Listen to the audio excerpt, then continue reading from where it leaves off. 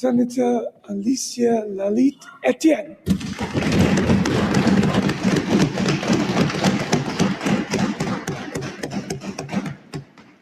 Mr. President and the Senate, good afternoon. It has been a long journey, but I thank God today that I have life and strength that I can come to do what I have to do, which is to wrap up. I would like to first we talk about this motion in extent detail, and my gratitude to when I'm representing the disabled community, members of the largest minority group in the world. Would like to thank everyone in the Senate for their contribution. Every individual who contributed and who supported. It's a needed motion, and I will get into that a little later. I always like to start my contribution with a quote. And Linda Mohan had said, she said that human rights conferred by governments are not just principles. However, human rights are every individual entitlement. So everyone is entitled, and it's clearly stated in our Constitution, in Section 4 of our Constitution. And we all know in the Senate that the primary responsibility of a government is to protect and secure the rights of persons with disabilities. And we as legislators, hence the reason why we are here today. And Mr. President, I first would like to commend you because on November 26, 2025, you showed exemplary performance of being inclusive. You did a workaround to include me, who am blind. And I would like to also commend the Senate and the Clerk of the Senate for their work with me towards this point of this motion. It's also unique that February 24th was a private members' day, and today is the 24th, when we will be wrapping up. On a little sad note, on the 26th of November, one Mr. Kevin, he was in the visitors' gallery. He came to witness. He was blind, and he registered an organization, Blindness is Kindness. He had a lot of dreams for services for persons with disabilities. And his hope was someday he would have seen legislation put into place. However, about 2 weeks ago, he is no more. And the reason why I raise this is to tell you all, when you have the opportunity to do something, do it.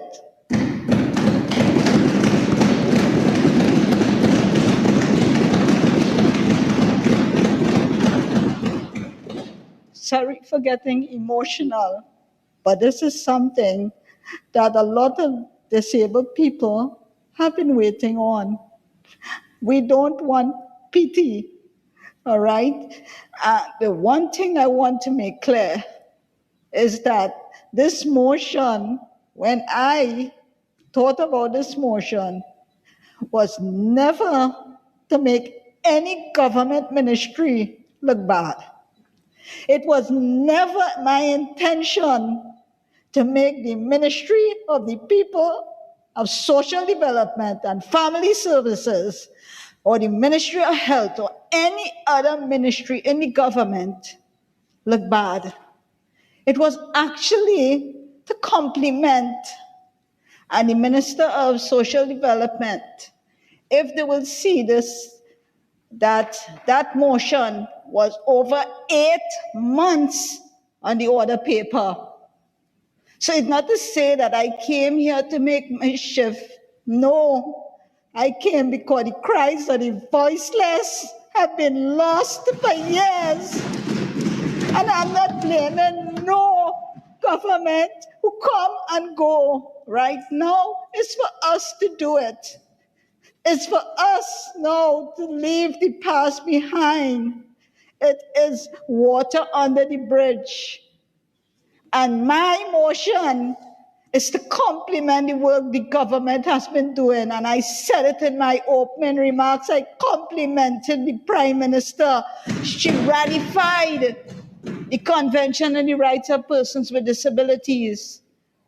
So the thing about it is, I didn't come here to make anybody look bad or to put anybody on the spot. And I would like the Minister of Social Development, Family Service, Minister of Social Development and Family Services to know my intentions were never to make the ministry look bad. It was to compliment. And when I ask, and when we, as persons with disabilities, ask for a comprehensive plan, it was over 8 months this thing was in the making and was on the order paper.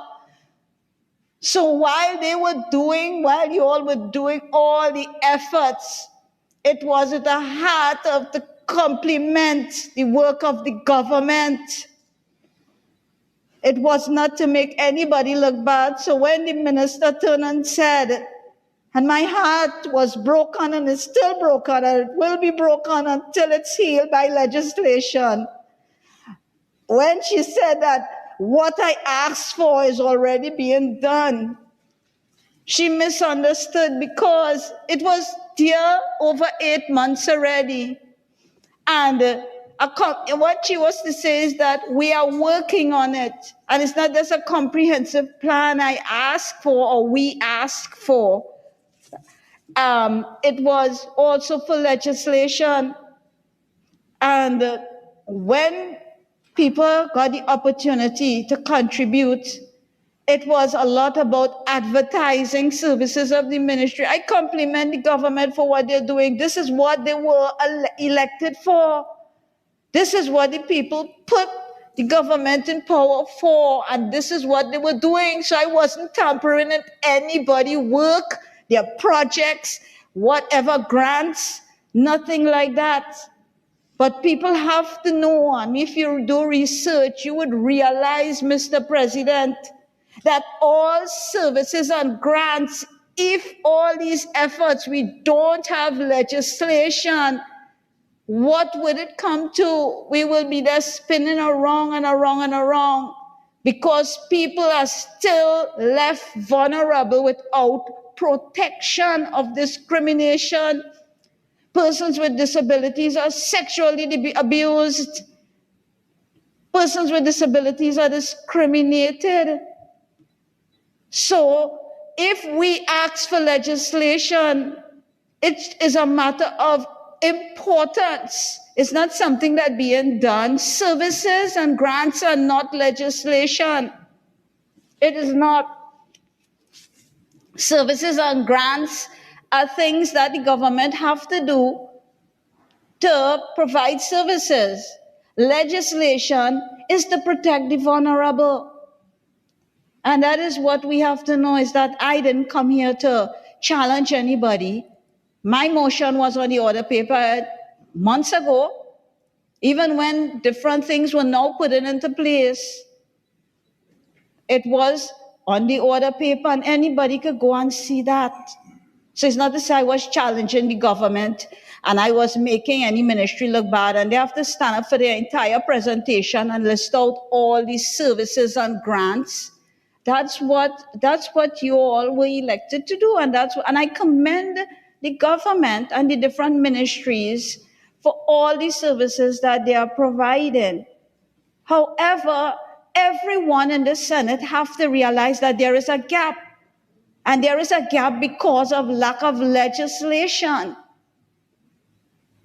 If you all read, Mr. President, the Parliament Journal on Parliamentarians of the Commonwealth, 2026 edition, there is an article there about the Pakistani legislator.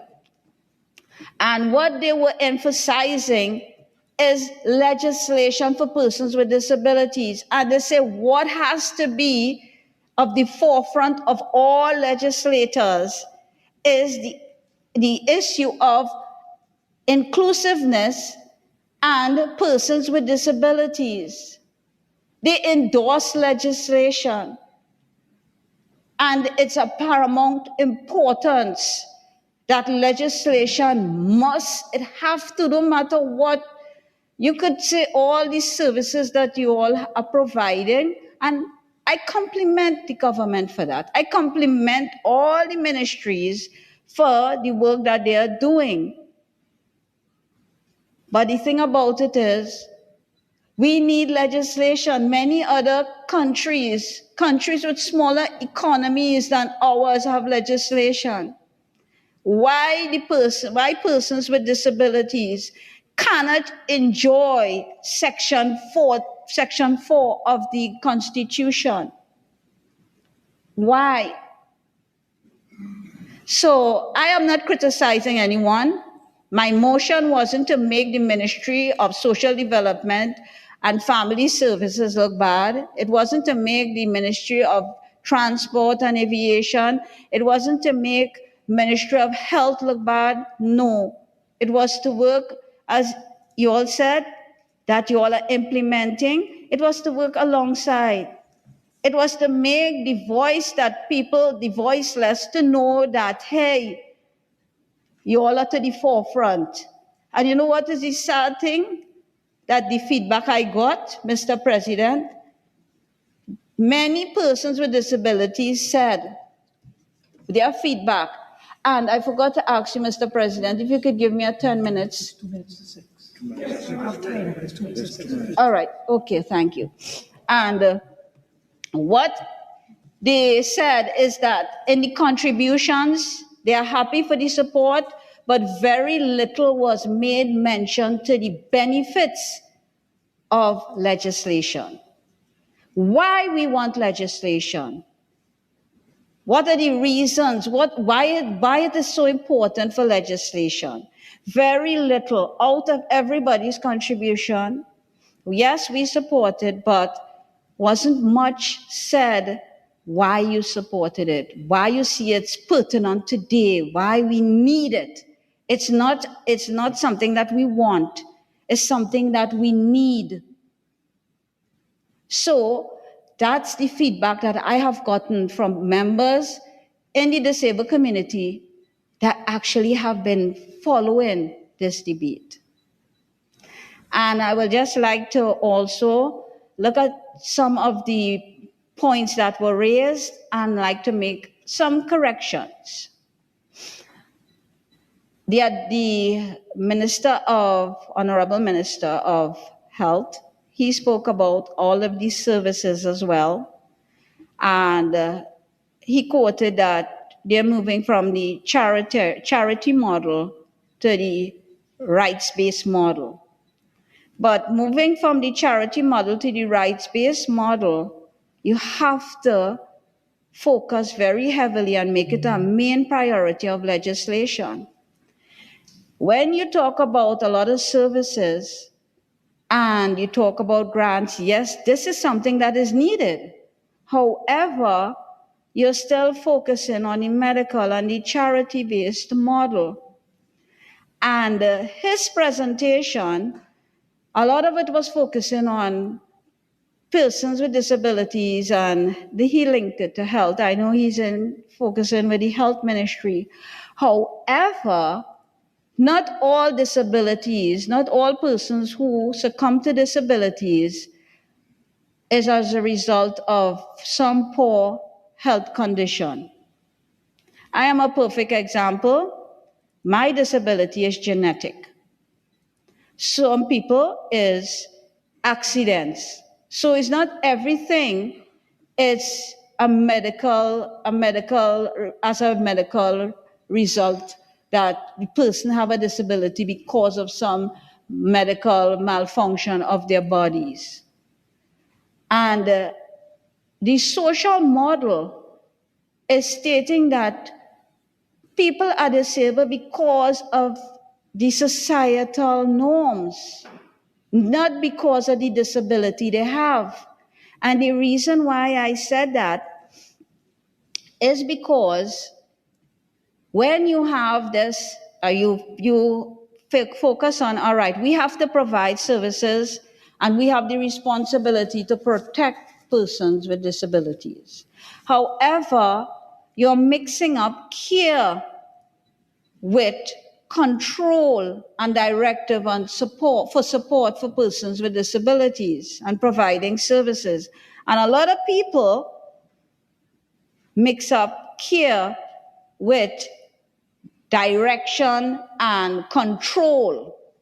Care is not control.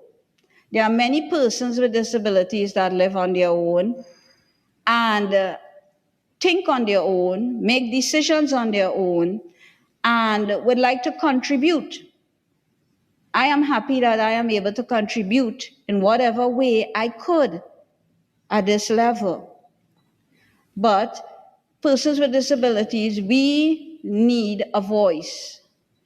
And no matter what services are provided, what grants are provided, what will be the solution is legislation. I thank the government for supporting the motion, but I had to make these points clear that I wasn't making mischief. I wasn't looking for any ministry to look bad because I know they are hard at work providing services. And persons with disabilities, yes, we need the support, we need the services, but on a day-to-day basis, when we wake up with disabilities and we are restricted. As Senator Marie said, she built her presentation on 4 pillars. And as Senator Simmons said also, that one of those pillars is education. So you have education, you have infrastructure. A lot of the presentations focused a lot on infrastructure and services. Yes, we need that.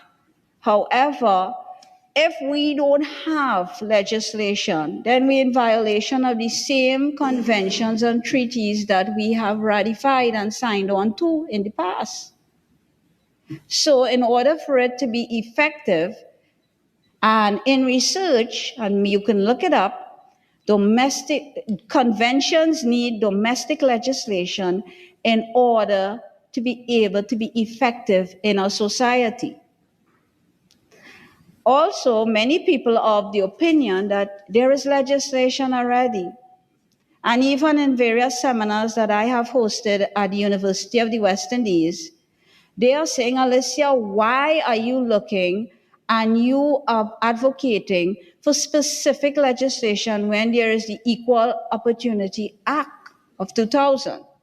And I have to point out that the Equal Opportunity Act of 2000, it does not, and Senator Vera raised it in his presentation. It's very broad, one, and Minister Batiste, as it is so broad, many employers and people who have to provide services, they are able to loop out of being obligated to provide opportunities for persons with disabilities. They go under the umbrella of due hardship and too costly.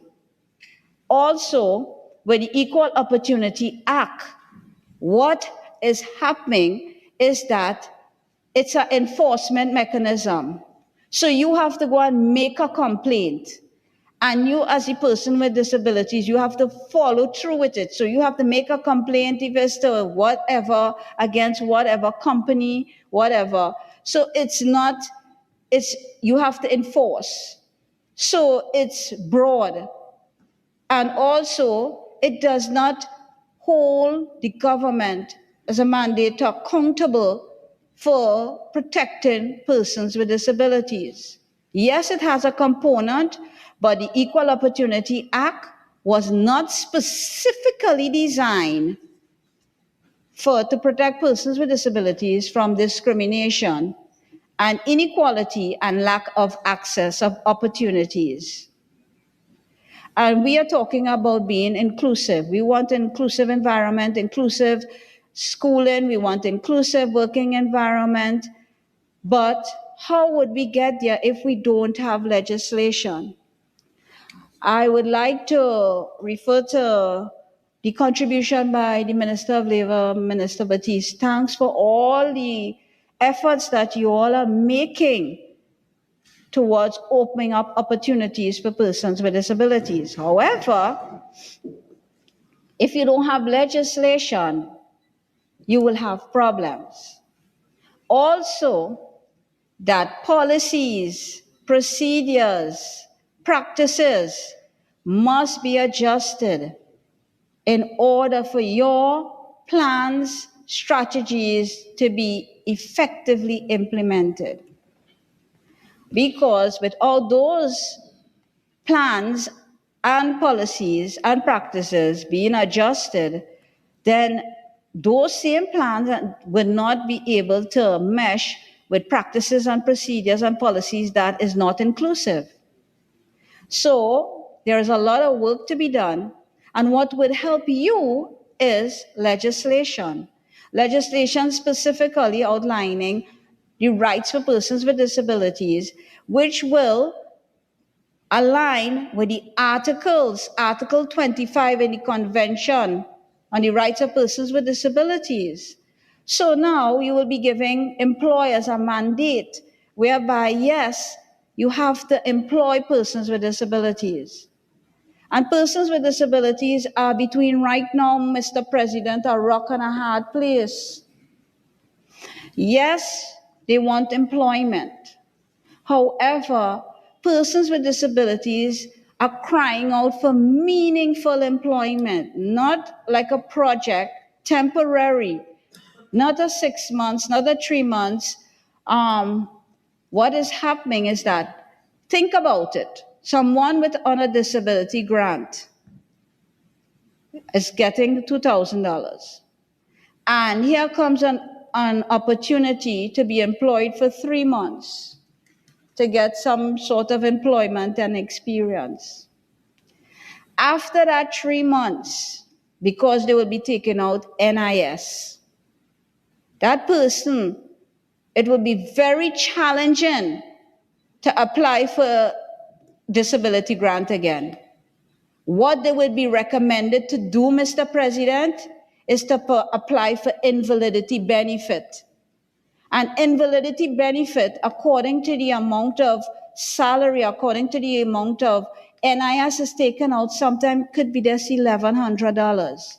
So a person with a disability now is saying, would I give up something that covering my rent, my survival, which is very minimal, to go to something that is temporary, and after I am not sure of getting back the disability grant because I will be referred to get the invalidity benefit, which is much less. So persons with disabilities is between a rock and a hard place. And all these situations we face because of lack of legislation.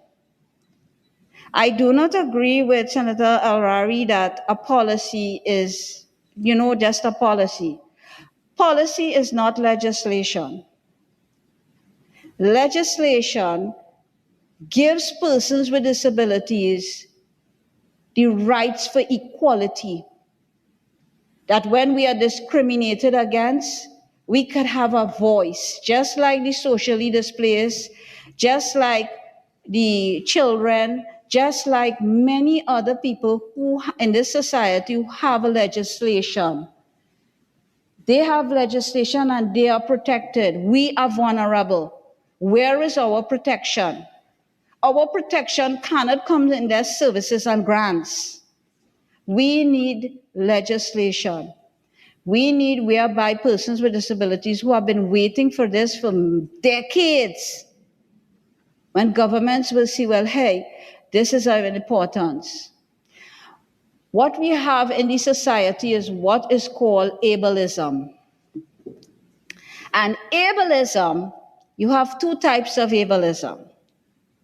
You have ableism where you have practices, beliefs, and entrenched norms and attitudes that is assigned to inferior values upon persons that people categorize as being different, quote unquote, persons with disabilities. You also have what is structural ableism, Mr. President. And structural ableism specifically deals with infrastructure, which a lot of presentations for this debate had focused on. And structural ableism could cause and does cause lack of freedom, mobility, and financial stability for persons with disabilities. And I don't have to go in depth with it because all the contributions focus somewhat on infrastructure. So you have ableism, two types, and these two types of ableism, it affects us because people concept, their beliefs, their attitudes are focused on a medical or charity model for persons with disabilities. And once it's focused on that, then persons with disabilities are limited. So we have to, as legislators, have to see the importance for legislation. And it's not to say that I am asking for something that is being already done. I am glad that it's being already done, and I'm glad and I'm so happy that my motion complements the government efforts and works. So it's not a threat, it's actually a compliment to say, well, hey, a reminder, yes, but we also need legislation. You have these services, yes, you're providing the grants, but please don't forget us because we need our rights. We need to have a voice. So persons with disabilities, that's what we are asking for. And this motion is not about politics, it's about the lives of individuals. People are structuring gated communities because of crime. We live in a gated community, persons with disabilities. And you know what is our gates? Barriers to inclusion within the society. We have attitudinal barriers. We have social barriers. So our barriers, we are in a gated community, Mr. President, that we don't want to be in.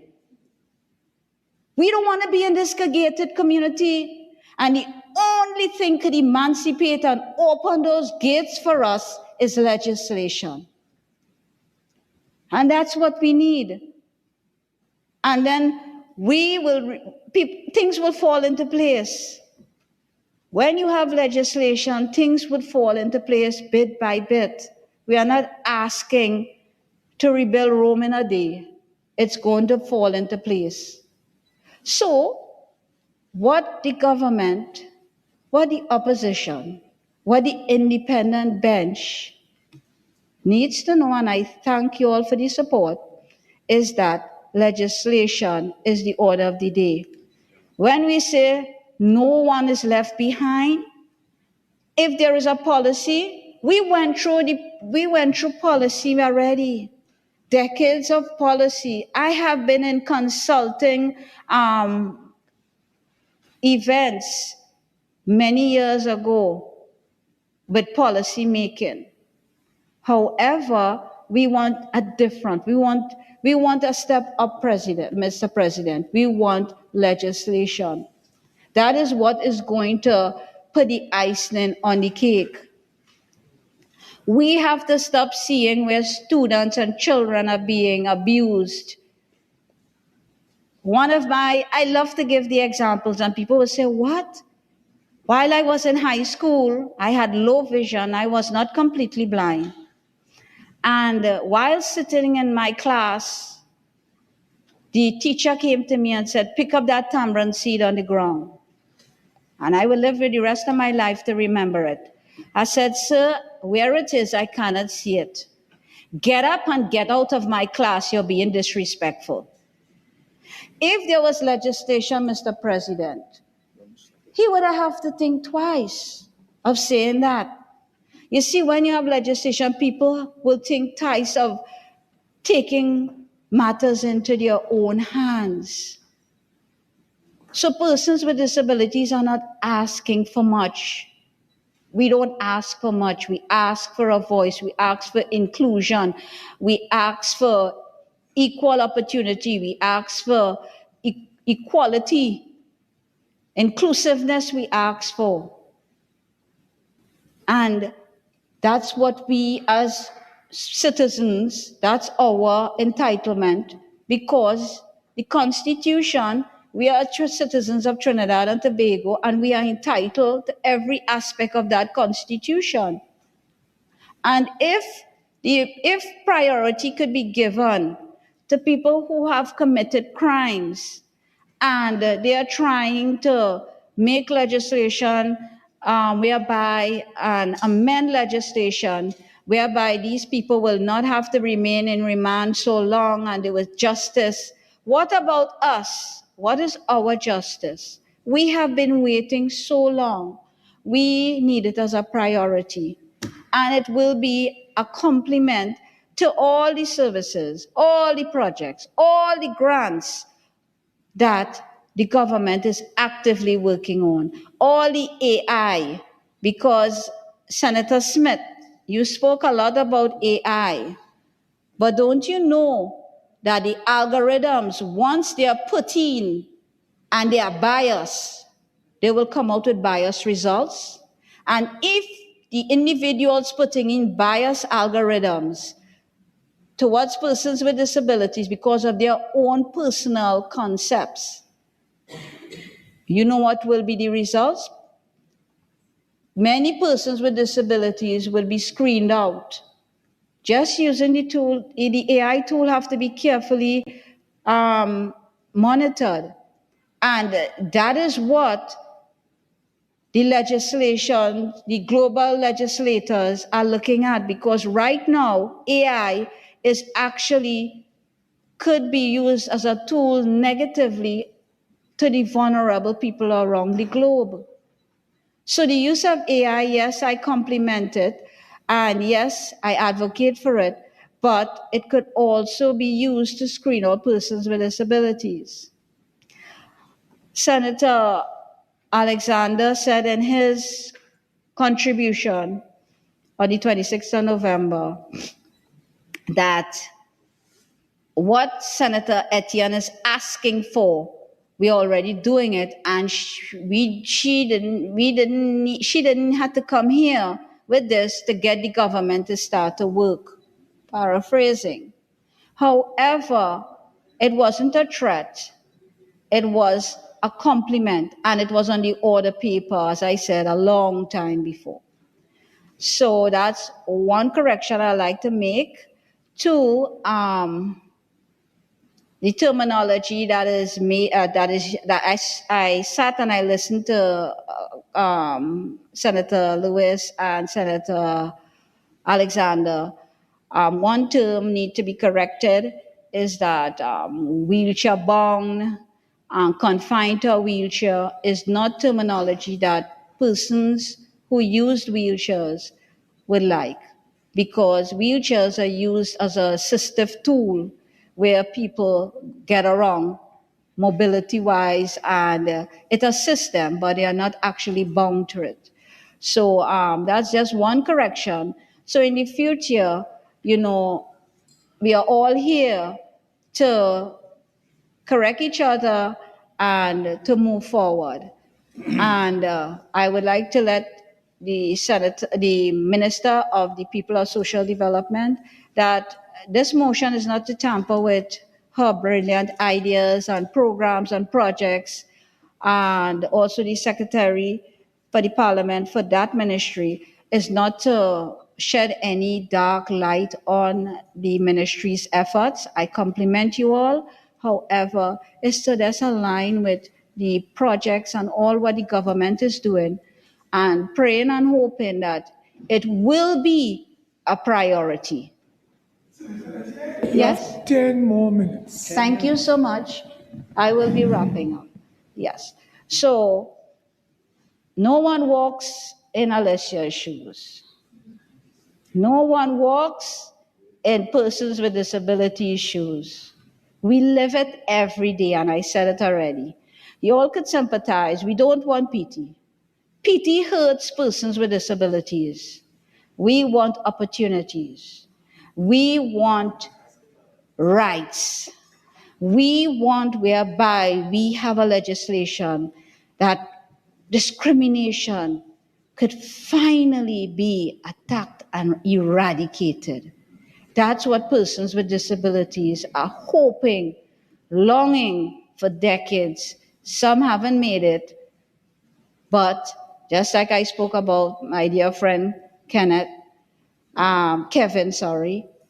and he hope, many hope, I am still hoping, and I am hoping and praying that everyone in this Senate will realize that, yes, we are in a position now, and we have the opportunity, and we have to make it work.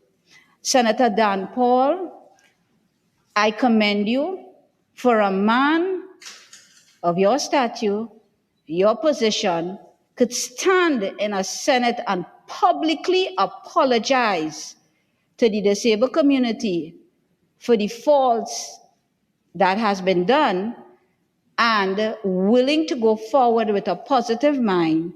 I would like to commend you for acknowledging the wrongs. It takes a lot for somebody to stand and say, hey, I was wrong, but now we see the light and let's go forward. And I commend you for that. And I commend the Senate for the time that they have given, and the President for the time that has been given with these 3 sessions, the 26th, the 24th, and the 24th, and all the contributions, all the research that was put into these contributions towards supporting this legislation. We know that the government is actively involved in the strategic plan, and we are hoping and praying that the legislation aspect of it will be a priority as well. So I thank you all for your time, and I myself and the rest of the disabled community wish, pray, and hope that some good day a bill will come to the Senate and the Attorney General will move the bill, and some good day it will soon that it will be assented for legislation for persons with disabilities. Mr. President, I beg to move.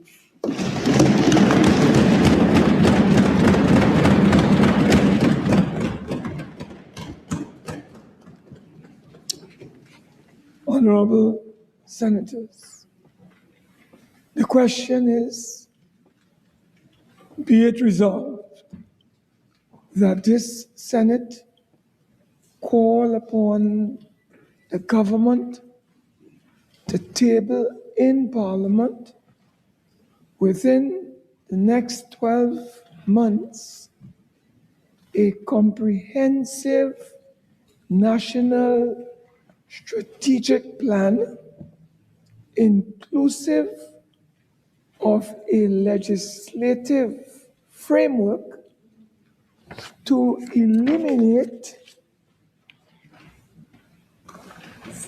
these barriers to social and economic exclusion, thereby enabling all persons to participate fully in public life with dignity and independence. Those in favor say aye. Aye. Those against say no. I think the ayes have it.